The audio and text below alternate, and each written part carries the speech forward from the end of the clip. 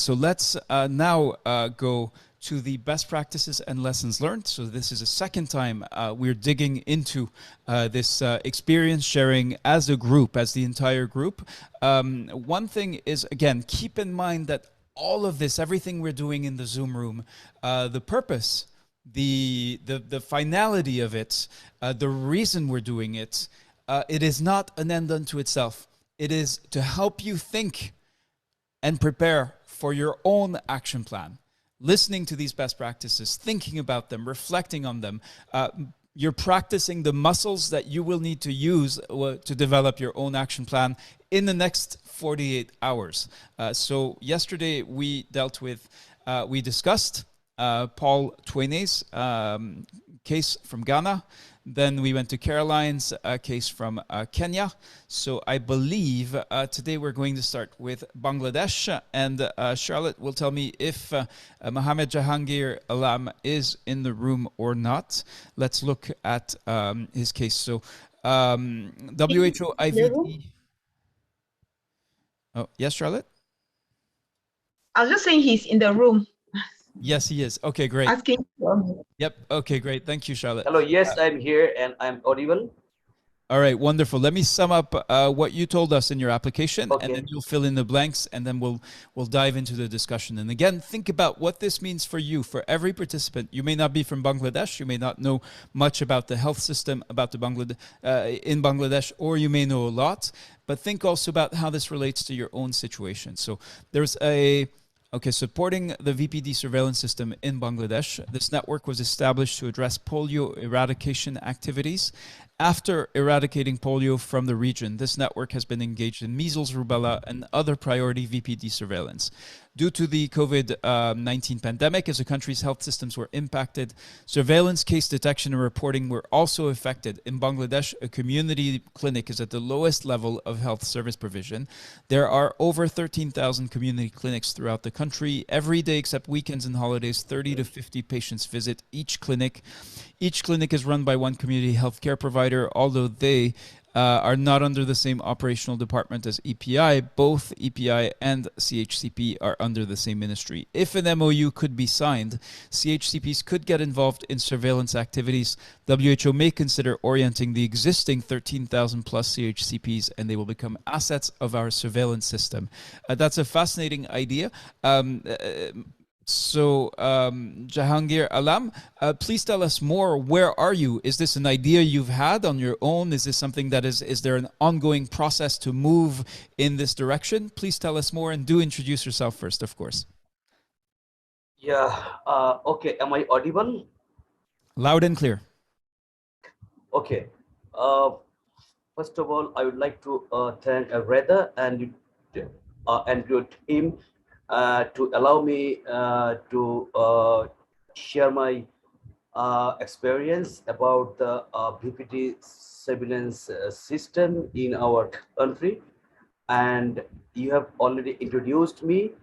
I am MD Jahangir Alam. I work as an NPO in the IVD unit of the WHO Bangladesh as a regional just area. So as I have already informed in my application that Bangladesh has already a very well organized surveillance system in our country, and it started the activities for the polio and the AP surveillance, and it started in the year of 95. And as you all know that Bangladesh, along with the 11 countries in the Southeast Asian region, is maintaining the polio-free status since 2014. And with the experience of the polio network, we are now focusing to address the measles and rubella elimination, as it is one of our flagship activities. What actually I indicated in this note that many of you may know that we have a very good health structure in our country, and basically the EPI staff, those who are under the national EPI, they basically work for the routine immunizations and other primary healthcare activities. And WHO have been providing the orientation and other technical sort of activities to them to keep up the surveillance sensitivity by the field workers, so that the priority BPT cases are reported from the field. But as you all know that in every countries have already been impacted by the COVID from the year 2020, and we have already observed that the cases reporting is significantly, reduced. We already have another workforce, what I have indicated here, that is called the CHCP, what is actually said community health care provider. They actually serve the 6,000 people in ward area. The ward is the most smallest administrative health unit in our rural area. So we have 13,000 plus community healthcare in our and so whenever in the last 2 years we have observed the cases are less reported. So this idea has came into my into mind, and I started to advocacy with the operation manager of the CSCP, and I just tried to take some of the steps to get them involved. And I identified that with the help of the CSCPs, the the ACEs, Jahangir reporting Alam, has been increased. yep, I think we understand. Yes. We understand the Yeah. the idea. I'd like to turn Yes. to Anindya Sekarbose and then Anna Minta, and of course invite participants in the room. We very much like the course team, the WHO course team, would very much like to encourage participants to share, as well as, of course, the global experts. Anindya, good morning to you. What are your thoughts? Is this integration? How does this fit into the global surveillance strategy? Yeah, thank you, Reda, and thank you, Dr. Jahangir Alam. Good to meet you here virtually. Yes, this is an example, I would say, not only an attempt, I would say, because this is an MOU has not been signed, but I understand there are discussions going on. So it is more important than the integration per se, is the attempt at government ownership. You see, this shows that if this MOU, I know Bangladesh system somewhat, and there's a lot of ownership from the government, and if this is done, then there is an explicit stated ownership of the governments for VPD surveillance. And once that is done, that is the key ingredient in the recipe for integration, or call it whatever, or comprehensiveness of the VPD surveillance. So thanks very much for that. Can I just take 1 minute and highlight on one word in this slide, one letter in this slide, if you allow me, Reda and Jahangir? Yes, of course. Okay. Thank you. I would request all participants to look at the first 3 words and the I letter in the SIMO. And Dr. Jahangir, please contradict me if I'm wrong after I've spoken. You see, Bangladesh had these WHO-supported networks of surveillance medical officers like many other countries. In CR, 5 countries had 6 countries had that. And Bangladesh rebranded these SMOs by inserting that letter I. And the importance should not be missed on that. And this I stands for immunization. So what Bangladesh and many other countries in CRO did, India did it, Nepal did it, although they did not put this rebranding as such. Bangladesh rebranded the Surveillance Medical Officer Network as Surveillance and Immunization Medical Officer. I think that's correct, Jahangir. That's Jahangir. SIMO stands for immunization, the idea. or Dr. Jahangir, I'm muted. Exactly. Yes, I agree Right. with you. Yes. So Earlier it this, was SMO, but yes. so Earlier it was SMO, but now we have just renamed this SIMO, and just we included the immunizations with the additional activities of just yes. SMOs. So, Thank so you. what I'm driving at, sorry to interrupt, what I'm driving at, this is a very smart thinking which has happened across the CR region, and it has been acknowledged by the, if you read up the transition in independent monitoring board reports, which are out in the public domain every year, they do that CR has even started on the so-called polio transition even before the global community started thinking of polio transition.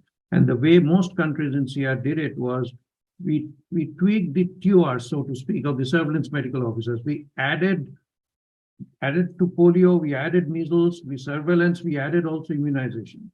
And then it was relatively easy or to go to the government that, look, MOH, our SMOs are here, WHO SMOs, they will also support explicitly immunization, routine immunization, and SIS, which they were doing. But now it is in their TOR, so it goes up all the way up to their supervisors, up to the regional level. So that is, I heard and saw yesterday that there was a lot of concern, very valid, about sustainable financing. But this is one of the hooks that you can use. And I understand MOH people are also there. This is something that MOHs are interested in. I mean, it is surveillance plus immunization. And we are putting out this community of surveillance medical officers, maybe WHO supported, maybe other partners supported, that they can actually directly support. And then the donor funding also opens, because there are donors who are focused on immunization, not so much on surveillance. You can go and tell them that, look, 30% of our time or 40% or 50% of time will be directly supporting immunization. So please, what I wanted to highlight is, do not lose the significance of that I word in the CMO. That's a model that has been followed almost across the region in CR region, and now in a modified form in EMRO region, and I'm sure it has been followed in AFRO also. Maybe depending on the country context, it has had a different shape. Over from me. Thanks. Thank you very much, Anindya. Yeah, Anna, would like to know if you have any additional comments or feedback, and then I have a very important question for Jahangir. Okay, thank you so much for giving your example. To add to what Anindya said, he mentioned country ownership. And so I wanted to focus on a different part, which is I see two links to the comprehensive strategy here, in addition to country ownership, which is very important, as Anindya mentioned. The other is people-focused. This is also including the community health workers in VPD surveillance is a way to increase their capacity and give them more skills, which is very useful. And then also partnership-based. So the VPD surveillance strategy is open to and encouraging of adding or integrating VPD functions with other diseases that are under surveillance. So it doesn't only have to be restricted to vaccine-preventable diseases. As our speaker clearly said, that community health workers are already going out there doing surveillance support functions, and you can add VPDs to that, and that way you improve all of the systems. So there are several key points that are brought up in this examples. Thank you very much. Thank you, Anna. And my question for Jahangir is the following. Can you tell us, Jahangir, what is the focus of your action plan? What is the objective that you have set for your action plan? Okay, I have already started to, write up my action, and okay, I'm happy. then yesterday, yes. and just I just wanted to just intensify. Just my objective is to intensify the integration of PCP's activities into the BPD case. I'm reporting, because my idea and thoughts that if we can include them with the added workforce, we can get a significant, the quantity of BPD cases from the, the field. So we have already started advocacy with the, operational just unit of the CVAC, and have already agreed to include the CCP into the BPD case. I mean, the reporting. So whenever I will submit my action plan, it will be well explained onto my action plan. Okay, that's wonderful, Jahangir. So for everyone else in the room, if you do not yet have the answer to this question, what is the goal that you would like to achieve in relation to your VPD surveillance challenge? You need to get to it, because in less than 48 hours, you will need to submit an action plan, and that is the main deliverable in this course. Everything we are doing is intended to help you with the development of your action plan. What I shared is the rubric, so that is the guidance, the instruction manual for your action plan. If you have not looked at the rubric yet, I urge you to do so with no further delay. You can actually download it in the chat. It's been, again, shared in many different ways starting last Monday. So 8 days ago, we shared the rubric and encouraged you to review it in order to begin preparing your action plan. Thank you, Jahangir. Our next best practice or lesson learned, we'll see which one it is from Omoleke. And Omoleke is indeed here. So I've asked Omoleke to unmute. In the meantime, so works at the regional level in Ghana, and the use of the audiovisual AFP detection and reporting, Avadar. Avadar, he'll tell us how to pronounce it correctly. And community informants have proven useful. It's health facility and community based, since health workers and informants are empowered to notify suspected VPDs. It was born out of low detection and reporting of AFP in hard to reach areas, insecure areas, border communities. It's being supported by a number of partners, complementary and relevant. Let's go to Semi Omoleke. Do introduce yourself. Tell us what you do in the Ghana Public Health Service, if that's where you work.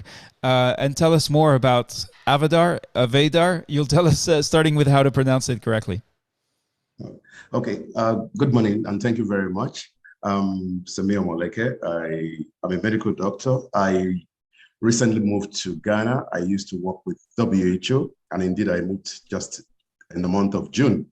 So I was working within the surveillance system ab initio in Nigeria, and subsequently I held a management position as a state coordinator in one of the northwestern states, and subsequently in the northeastern states. Recently, I joined the yellow fever response in Ghana with UNICEF. So essentially, Avadar means, it's pronounced Avadar, and it's, like you rightly said, audiovisual AFP detection and reporting. So basically, the use of Avadar as an alternative reporting system was born out of low detection of the AFP cases in some states in Nigeria. And it was piloted in I think about 2 or 3 states then, some few years back. And the result had been quite impressive. So do you really want me to read this again, or I should just explain it? No, I think what we want to know is maybe we'll see what questions there are from your colleagues. This sounds like a quite an interesting innovation. To kick us off, let's go to Anna.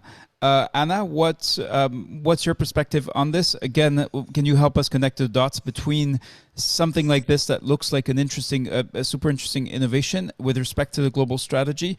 What's your feedback to Semi Omoleke on what he shared as a best practice and lesson learned? Thank you very much for sharing this example. It is indeed very interesting.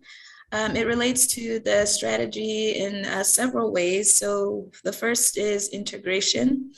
And also you mentioned IDSR.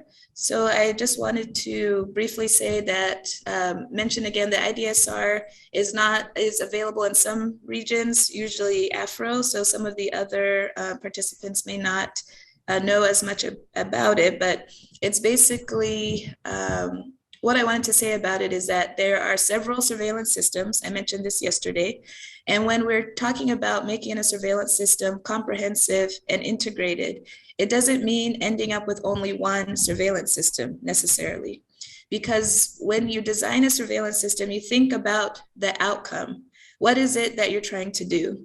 For VPD surveillance systems, we're usually trying to monitor the progress of the immunization program, detect outbreaks, monitor new vaccine introduction, for example. And so we, working backwards, design a surveillance system that can meet those goals. IDSR is a very good surveillance system, and one of its main objectives is also to identify outbreaks. Identify outbreaks for diseases that are VPDs, and some of them are not VPDs, and so the intervention may be different. So when you're combining them, which this example is a very good way to combine them, then you can look at what functions are common to both types of surveillance system and build upon those. So the examples that you gave, measles and yellow fever, for example, are, you can have outbreaks of those, and the intervention would be related to the EPI program. So it's a very good example of how to integrate functions of two different surveillance systems where the goal is the same. And so this is a good example of trying to integrate them. So the point there is just that we're not talking about integrating systems just for the sake of integrating them, but like this example gives, using common functions to both to improve both systems. So thank you very much for this example. It sounds very interesting. Thank you, Anna. One quick question from Hanan. Can you explain how Avadar actually works? She wants to know, is it a software? Yeah, it is. It's essentially an ODK package whereby the health worker and the community informants have been empowered with a phone that is ODK enabled. Once they see a case that looks like the disease of interest, they snap the photograph and they send the signal to the DSN or another people or who are within the surveillance system that could immediately respond. But essentially, the primary function of the initial investigation lies in the hands of the disease surveillance and notification officer who are based at the district level. So the prompt comes from these community informants as well as health workers in some of the designated health facilities. So that is the way it works. It's essentially digital based, and you can actually get the information with or without the presence of network. And when you get to an area where there is network, then you send in, you can then transmit the data to the next level. So it's been done in such a way that a number of surveillance actors get notified through this mechanism. Understood. Omoleke, thank you.